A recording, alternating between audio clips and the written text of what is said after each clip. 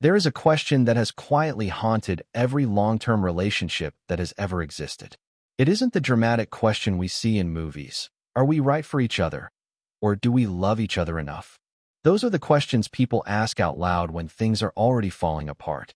The real question, the one that sits beneath all others like a heavy stone at the bottom of a river, is much more unsettling. Why do some people stay madly in love for 50 years while others, who started with the exact same fire and intensity, end up hollow? For decades, we've looked to poets, songwriters, and self-help gurus for the answer. We've been told it's about finding the one, or keeping the spark alive, or the vague concept of communication. But recently, a different group of people decided to find the answer.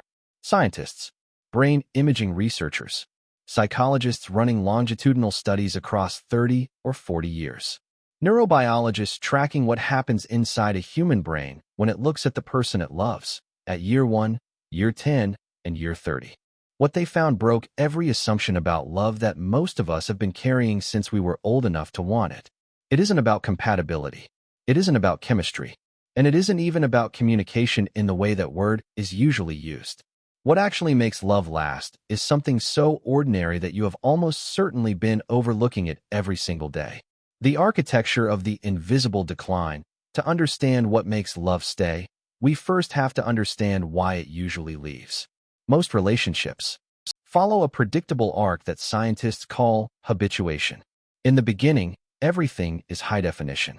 Every word your partner says is a revelation. Every habit is charming. Your brain is flooded with dopamine and norepinephrine. You are effectively high on the novelty of this new human being. But then, the invisible decline begins. It doesn't start with a fight. It's quieter. It's a Tuesday night, 3 years in. You're sitting on the couch. You've both had long days. You say, "How was your day?" And they say, "Fine." And you say, "Good." And that is the end of the exchange. You are living in the same house, sharing the same bed, but you have stopped looking at each other. Researchers found that the human brain is an efficiency machine. Once it thinks it knows something, it stops paying attention to it. This is why you don't notice the sound of your own refrigerator until it breaks. Unfortunately, we do this to our partners. We stop seeing the actual person sitting across from us and start seeing a mental model of them. We assume we know what they'll say, how they'll react, and what they're thinking.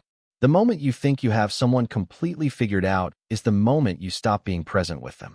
You aren't loving the person anymore.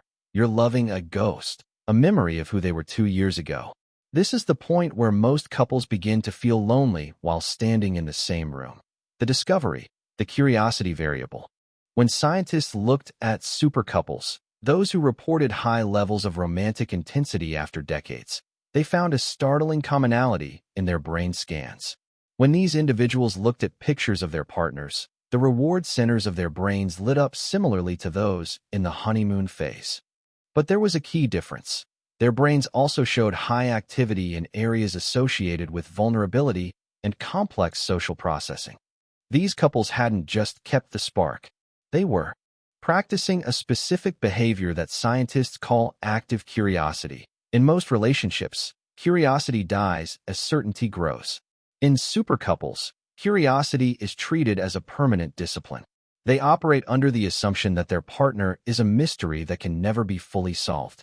They understand that a human being is a moving target, constantly changing, evolving, and reacting to the world.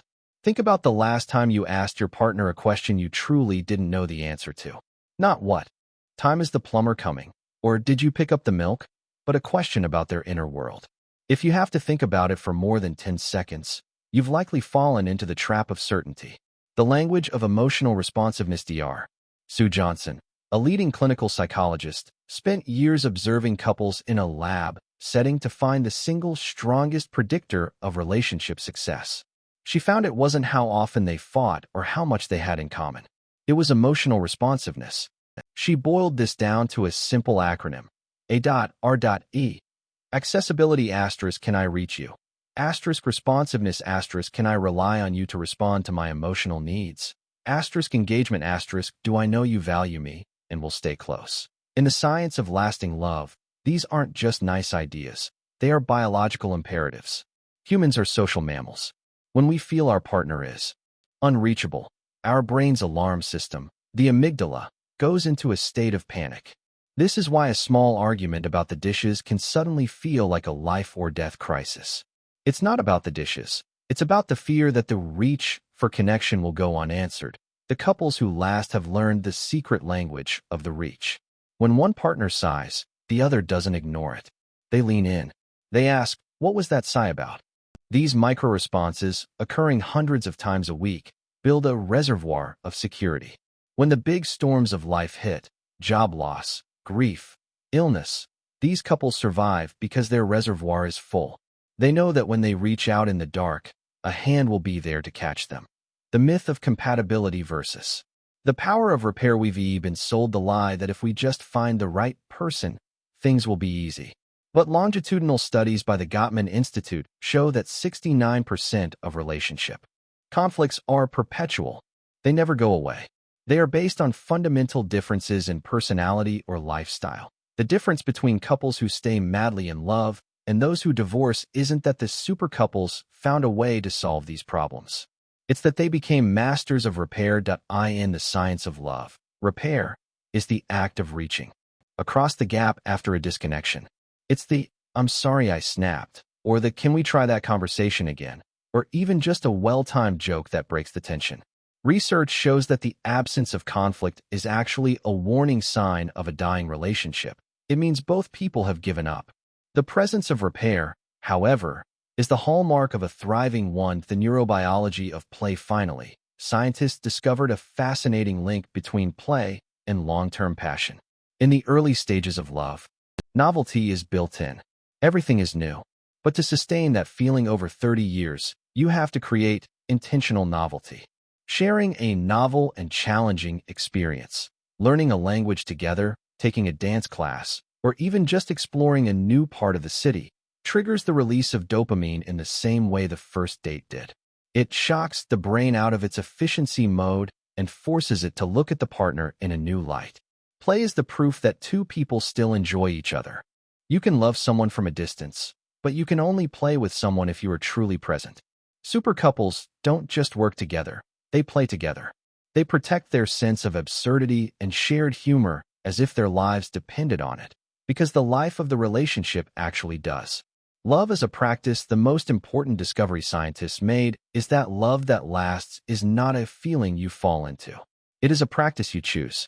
The secret language isn't something some people are born speaking. It is a set of skills. 1. Maintaining curiosity by refusing to assume you know your partner's mind. 2. Prioritizing responsiveness in the small, boring moments of a Tuesday night. 3. Mastering repair by valuing the connection more than your own ego. 4.